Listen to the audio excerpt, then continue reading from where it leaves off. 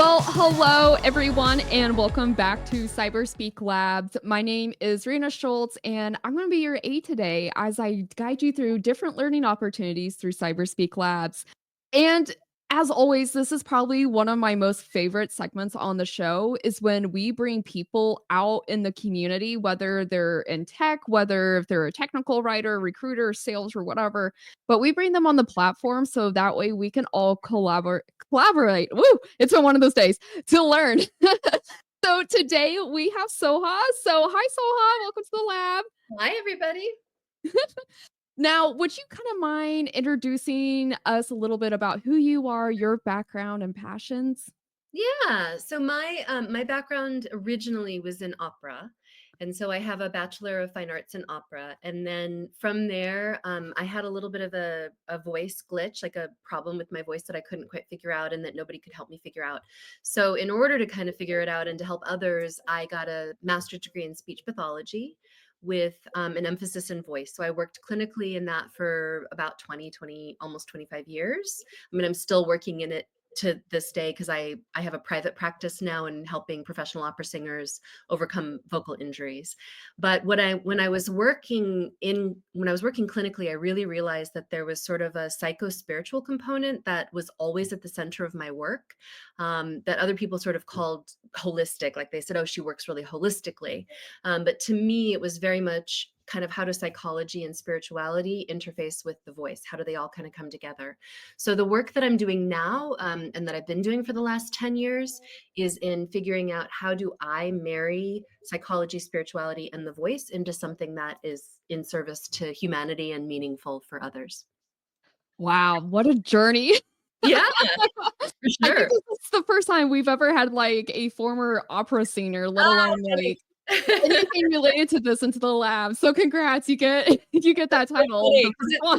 it's so much my life, but I know that for other people, when you hear about opera singers, when lay people hear about opera singers, it's like this unique thing, but I'm like, it's like the tech industry for you. I'm like, "Tech people? Wow, I never encountered opera singers, I'm around all day long." That's awesome. I actually grew up playing the oboe. Oh, cool. So, yeah, so a lot of, like, the orchestra side and theater side, I it hits home for me because that at some point was a past chapter, but of course, your journey ends up to where you are today, so Same with everybody, right?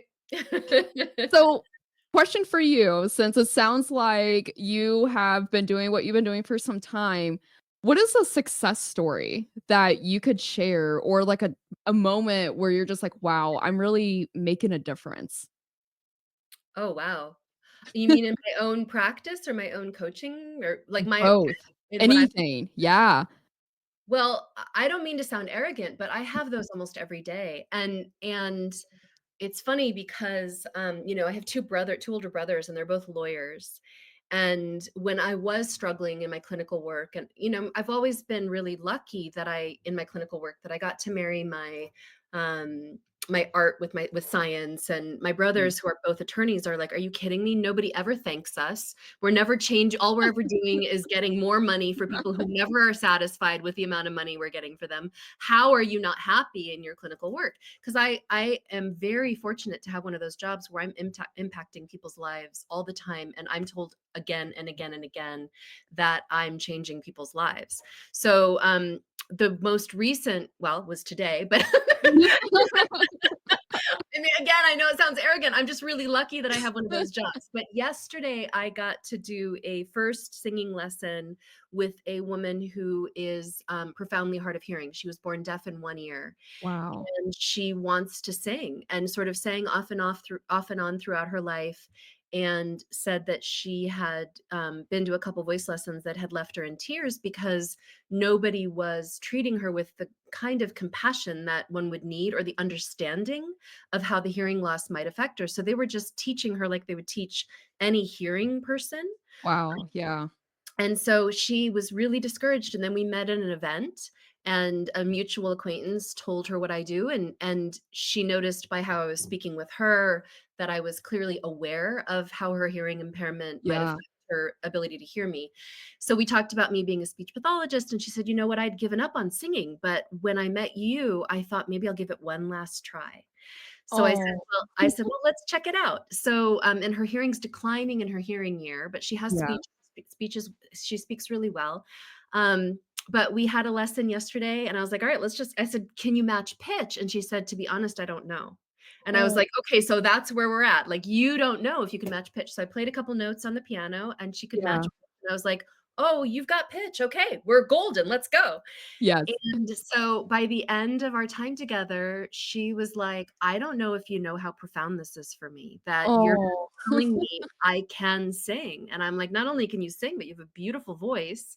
Yes. And, I strongly encourage you to pursue it. Like it would be a shame if you didn't." So that's one where it was just a beautiful moment of, and I think she was a little intimidated by me because she knows I work with opera singers and she'd seen some of my stuff on YouTube and she was like, "You're a Yeah. celebrity." I was like, "I'm not a celebrity. I'm just trying to help people, find their own connection with their souls through their voice." And Yeah. if I could help her do that, it was a pretty magical moment. So I walked out of there and I was like, I just changed someone's life. Um, Oh, that's so wholesome, I love hearing that. It's beautiful, and I feel really, really blessed to be able to, have an impact, and it may not seem like a big deal, but if somebody is in that position and they can go sing with their family on Christmas or sing with their kids or those are big that's what life is about. It's about connecting with the people we love and doing something that feels expressive and creative. It's ultimately for me in my life and my view of the world, it's everything. Oh, yes. And I guess, one of the things I also wanted to ask you is clearly your work takes a lot of different soft skills to be where you are today. How did you earn those soft skills, or what are ways that you built those skills essentially and applied it to your day to day? You're gonna Because have to I tell feel me what like that skill even is. in the tech field, we have a hard time talking alone, you know? What's a soft skill?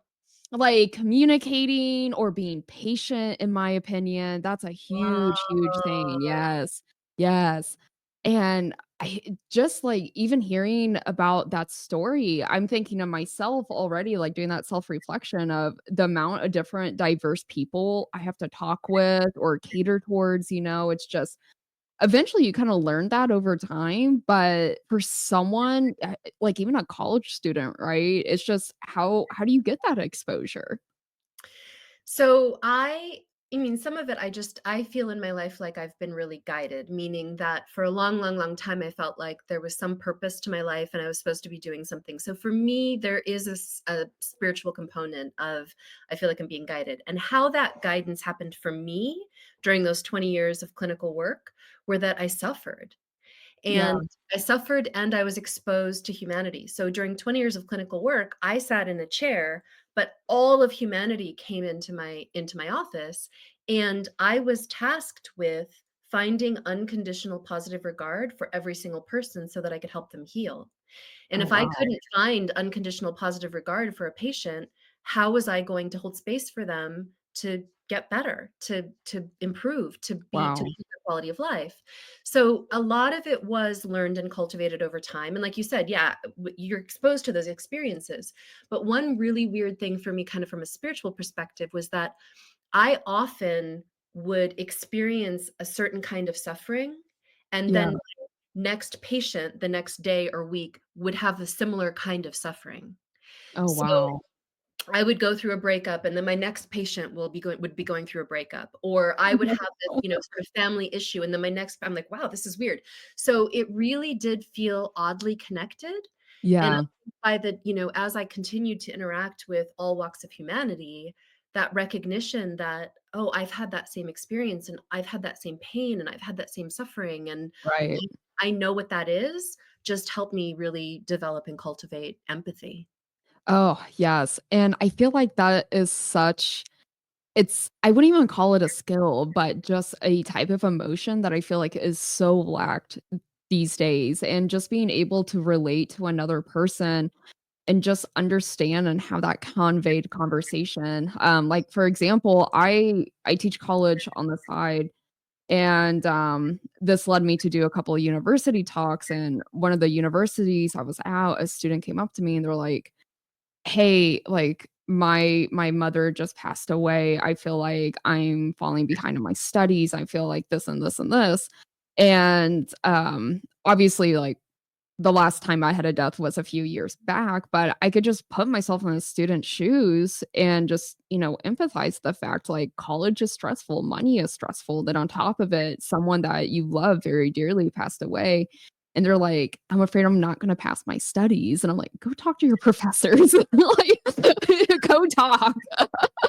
But, Yeah. like, I'm so sorry for that loss, but, now, Soha, one of the questions I also wanted to ask you is what has been most challenging, throughout your journey? And this can be during your practice, this could be, early on in your life, but what was the challenge and how did you overcome that?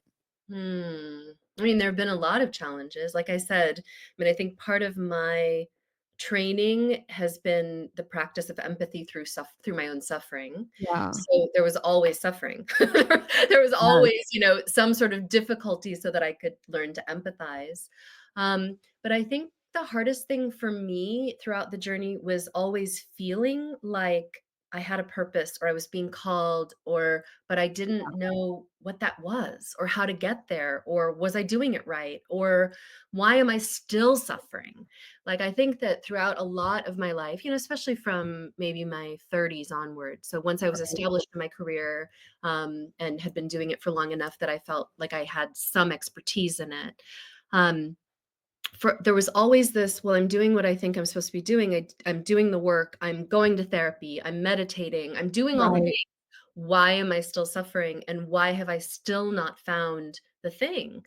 Because if Yeah. there's a thing I'm being called to do, whether that's by God or the universe or my own soul or whatever that is, shouldn't I have like won by now? Like, shouldn't I be winning? So I think this feeling that, I'm doing all this work and I'm not winning. I'm doing all this Yeah. work and I'm not making as much money as I want. I'm doing all this work and I don't feel happy. I'm doing all this work and I'm not surrounded by the people I want to be surrounded by, or I'm not getting the life I want. Right.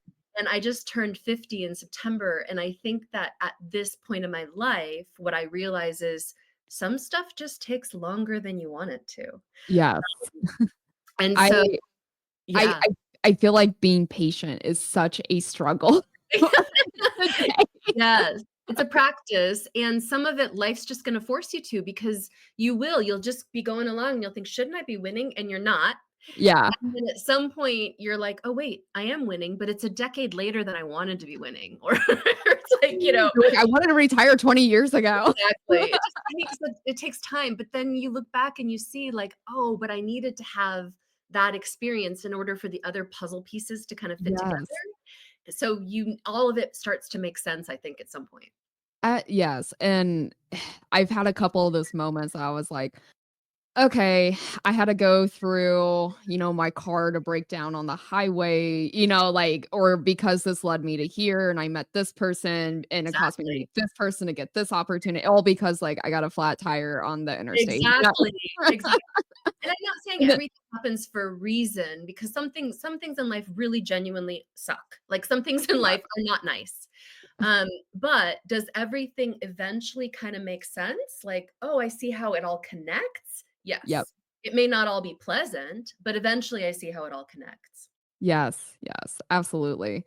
And I have to ask you, how would you, give advice to someone who might be struggling to find their passions or, their area that they're supposed to be having that calling to? Because I feel like even with, like, students that just recently graduated high school and they're like, "I don't know what I'm supposed to do." I feel like that's so daunting to ask an 18-year-old, like, "Hey, go figure out life." Mhm. And, they probably haven't had a credit card, or any of these things. So, what advice would you have for someone trying to find their passions or that calling? That's part of why I developed, my Soundscapes of the Psyche program that I think you and I have chatted about a little bit. Yes. Um, so I don't know that there's anything anyone can tell you that will help you understand the position of somebody who's in a future position to you, because Yeah. I can tell you all I want. Like, I'm 50, and now at 50, I'm looking back and it all makes sense. But when I was 20, if somebody had said that to me, I would have been like, "Okay, yeah, but how does that help me right now?" And with my Soundscapes of the Psyche program, what I'm doing, in broad terms, is helping people kinda hear their own voice. And I basically do an intake, kind of like you would for a therapy session or a coaching session. And I record it. And then I take that recording and I manipulate it in digital software to help people hear their voice, because I then send them the recording so they can listen to their voice and hear it as I'm hearing it. So I can highlight certain parts, I can add sound, I can add music. I'm just trying to get people to hear the sound of their own voices. Oh, And wow. once they can actually hear themselves, rather than being in a one-to-one conversation where they're saying, "I'm lost," and I'm like, "Oh, but you're not lost, you're fine." And I'm just kinda discounting their experience. Yes. Instead, I help them really hear themselves in their own narrative, and then I add my own intuitive kind of what I'm hearing, like I would as a therapist or a coach, Right. and then I rearrange that, so I'm like, "Can you hear in you the strength and power that I hear? Because if you could hear that, then I wouldn't have to tell you anything. You would hear it for yourself." And so that has been what has happened. I send back, I work on these recordings, I do the intake, I create what I call a soundscape of their psyche, and then Yeah. I send it back to them and I have it listen to that. I have them listen to it. And I'll tell you, the number one thing they come back saying to me is, "It all makes sense. I see the puzzle pieces. Nothing's broken. So Yep. you mean this is just life?" Because when they hear their own narrative, it does make sense. And like I said, I manipulate it and pull it out in ways so they can hear, "Look, there's an arc to your story. This Yeah. is not this is not a mistake, and it all makes sense." So, and I've had, people in their 30s who've said, "Oh, I wish I would have done this in high school because it would have changed the trajectory of my life." I had a young college student who had finished her freshman year and was like, "I'm not sure college is for me." She did a soundscape, listened to it, and she was like, "Oh, nothing's wrong. I just have to decide what I'm going to do. And I don't think I want to go back to college." And so she went down to Costa Rica and is working on helping save the turtles. Like, so people, you can hear your own voice in the way that I hear it, which Yeah. is, again, through that unconditional positive regard, through that sense of love, through that sense of you are whole, even if you can't see it right now, but I can see it as your coach. If Yeah. I can help you hear that, then from my vantage point, that's all you really need. Because from there, you just realize, oh, it just turns out this is life. Yeah. I feel like we all need a coach like Yes, this. 100%. We all do, 100%. Yeah, especially I mean, I think the number one thing that I constantly hear, at least in our field, is it's impossible to get a job, it's too flooded, all of these job postings, I can't do it, or I'm not qualified, or I'm afraid, all these things, and I feel like having what you provided would make a complete difference with at least perspective, I would say confidence being one, a huge one, so, yeah, absolutely, I'll have to make sure to include all of your information in the description below because I guarantee you'll probably have a few people reach out to you. I would love that. Yeah, and I think too, the other thing, so I have, an undergraduate degree in opera, and then I have a master's degree in speech pathology, and then I got a second master's degree in psychology. And I often look at people who are like skilled workers, Yeah, who do construction or plumbing, or like I have friends who will literally learn how to build a house from YouTube. wow. And one of the things that I feel can get us a little stuck is our education and training. So if you're trained to be a doctor, or you're trained to be a lawyer, or you're trained to be a thing, a tech person in tech, and this is what I'm trained to do, I think sometimes that can limit our willingness to look outside the box and Yep, think about things creatively, because you may be trained to do this, but if you're not finding a job, maybe your soul's calling is in something else. And yeah, maybe it's combining the skill set that you got from your formal education, or maybe it's totally pivoting somewhere else. And I've talked to a lot of people who don't have formal education who say, "Oh, I feel like I'm lacking because I don't have a formal education." And yet I look at their lives and I'm like, "But you're so creative about how you earn your money." yep, And you never feel stuck because you're willing to do anything. If you need to make money, you'll make money.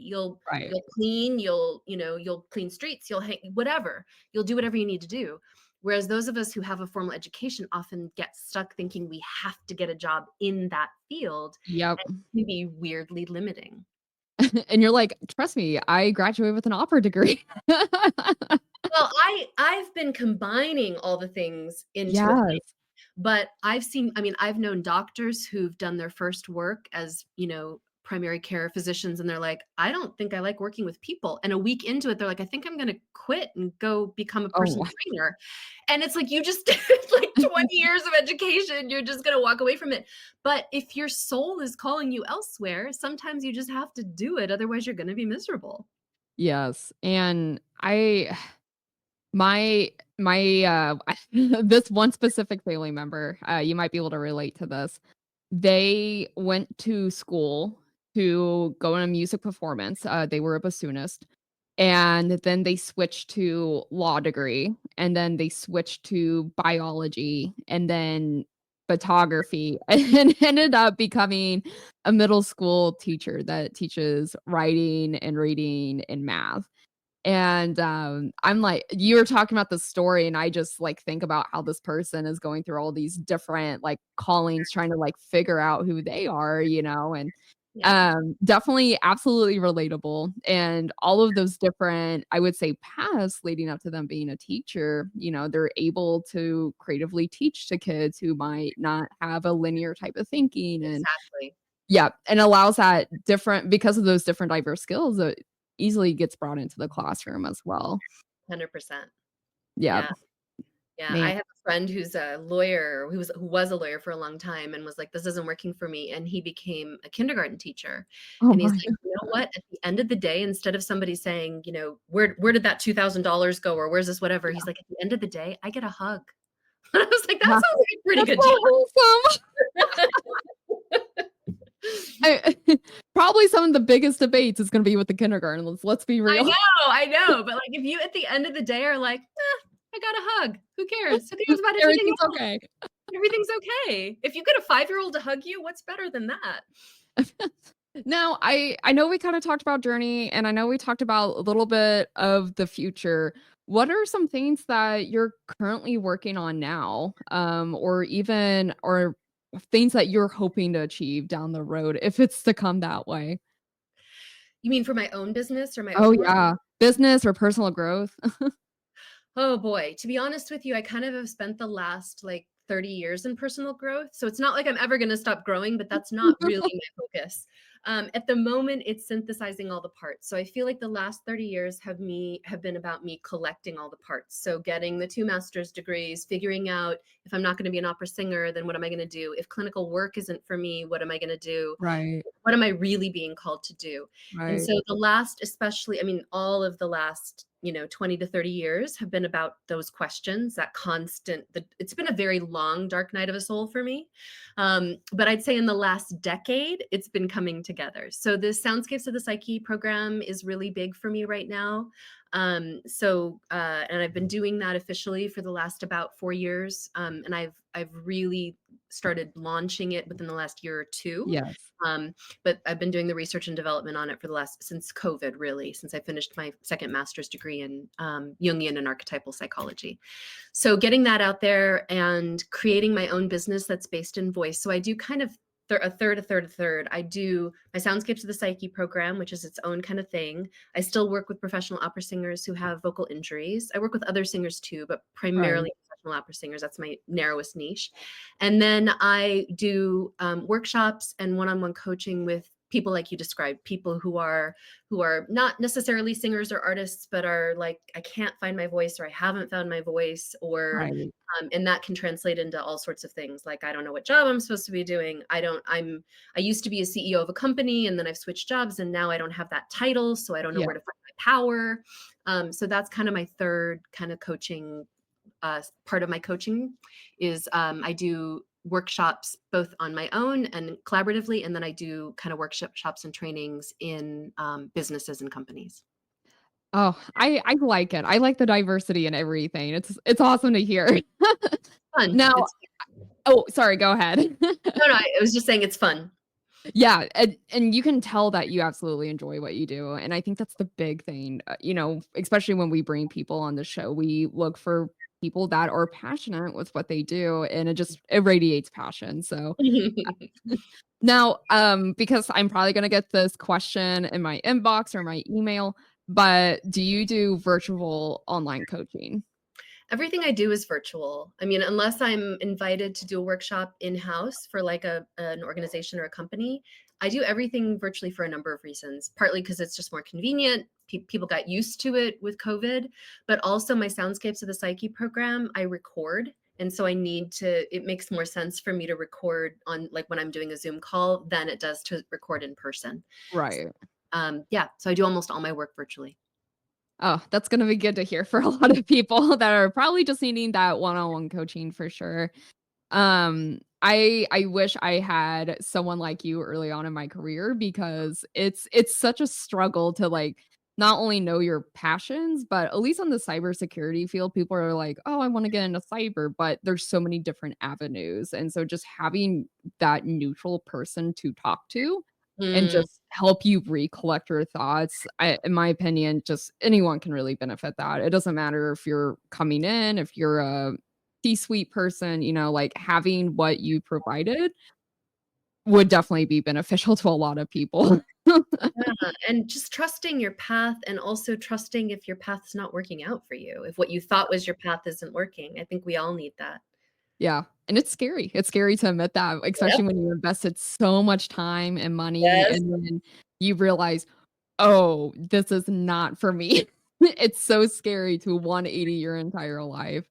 Yeah, whether And it's not for you or whether you're not thinking big enough. I mean, I think right. sometimes people also downplay their own it's like, well, maybe your dream is bigger. Maybe you want a higher position job, or maybe you have to start at a lower level, but you know that your potential is bigger, and yet you still have to start somewhere.